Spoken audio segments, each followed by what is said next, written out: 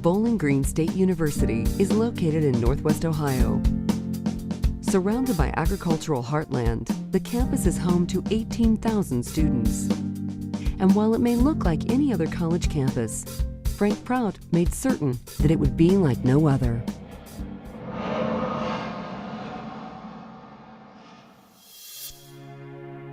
He was a superintendent of Sandusky Schools, where he was really known as an innovator for education for the state. While he was superintendent, he was a member of the Board of Trustees for Bowling Green State University when Dr. Offenhauer, who was president in the 30s, died suddenly in a car crash. That's how he was selected to become the next president of the institution, because of his knowledge from being a superintendent as well as having served on the Board of Trustees. He developed the faculty senate and faculty council, so he got the faculty to work together.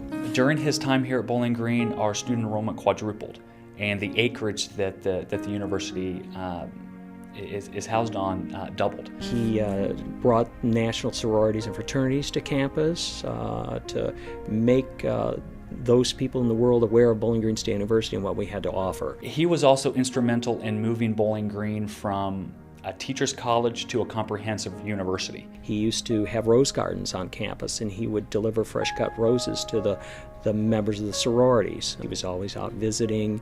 He was visiting them in the hospital. So we did a lot of work to make it feel like it was the student's home away from home.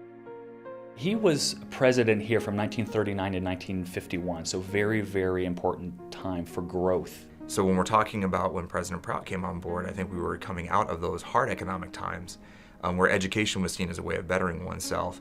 He had to deal with the pre- and post-World War II struggles. During World War II, declining enrollment because everyone was being drafted or enlisted into the war. And I don't think there was a lot of hope on campus or in the country. But I think one thing he did do was brought the Navy Tech program to this campus, because he saw that as a way of increasing our enrollment in a time where pretty much overnight male students on this campus were drafted and sent off to the war. It was called the V-12 program. So to keep the institution viable, he brought that to this campus so that we would have students and be able to continue on. Then he had to handle and deal with the students coming back to school after they've been to war. He had to build new dormitories. He had the trailers brought in for the married students to live in. He brought in buildings from Camp Perry, East Hall and West Hall, for students to live in. So it was a large flux of male students coming back from military service. And I think at that point, it would have been a pretty somber mood on campus, and I think the president was trying to find ways after the war and during the war to give students a sense of hope and to provide them with really a reason why to get an education at that point in time. President Prout was sort of an innovator in that respect. He was a forethinker. He really believed that students should be proud and involved on their campus. And after World War II, when vets were coming on the GI Bill, he really noticed that there was not a lot of spirit or enthusiasm for being on this campus. And so he decided to create a group that would promote pride in the institution, would get people excited about being at Bowling Green, and I think would get people to really feel like they were in a college environment. And that's how he decided to create a group that became known as SICSIC. SICSIC was formed on October 5th, 1946.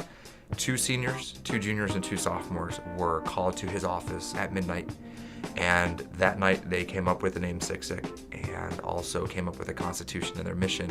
The group was formed to engage the students and spread school spirit, period. You know, you can interpret school spirit any way that you want. I think President Prout made it a secret organization just to create that mystery around it. I think when you put somebody in a mask, it's not about them as an individual, it's about serving the group in the institution. Society in general is fascinated by the unknown, and I think it's just kind of neat. You wake up one day and there's a sign outside your door. Wow, well, who put this here? I think people see these signs and they see us around campus and it makes them wonder, and that's the first step, is getting people interested. Our identities remain a secret for the 3.5 years that we're in the crew, so it's kind of a big guessing game on campus, people trying to figure out who you are. You know, over the years, a senior gets unmasked and then 2 new freshmen get put into the group, so it's always 6 in the group. The one tradition that survives to this day that started in 1946 is that SICSIC in the middle of the night hangs signs up that say SICSIC says. Sometimes people know what they're talking about, sometimes they don't. It's nice to see the signs. When I go over to the union to eat or to attend a meeting, it's nice to see the signs. The things that they put on their signs, it just makes you think. Like I said, it's good. It's a good reminder of what's going on around the world and what's going on here on campus. I think SICSIC is something that has to grow on people. I think, especially in this day and age, if you see people running around campus in coveralls and masks, your first thought is not secret spirit organization. People running around in masks, people think you're serial killers or something, but we're just here, throwing Laffy Taffies at people and putting up signs. And I think the history is what is so strong about it is because it is the oldest group on campus. And the fact that they keep tradition going and we have alumni there to support us. Student organizations are around for 60 plus years, unless they've been able to do something right. Behind me is the ye old SICSIC honor roll, and I think it's only fitting that honor roll is in the building that's named after Frank Prout.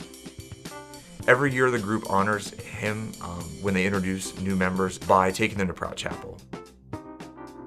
The construction was finished, I believe, in '51, and he was instrumental in getting the chapel here. When he retired and became president emeritus, they honored him by naming the chapel after him. I wonder what Prout would say if he saw SICSIC today. I think he might, and I hate to say it, I think he might be a little surprised this tradition has survived, impressed as well that it has survived. I think he would be thankful that something that he started is now such a piece of Bowling Green history and Bowling Green lore. Without Frank Prout, this campus might look incredibly different than it does now.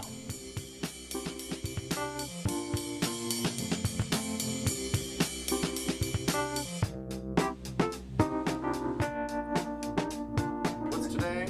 Today is I don't know. Today, what is today? March 6th, 2009.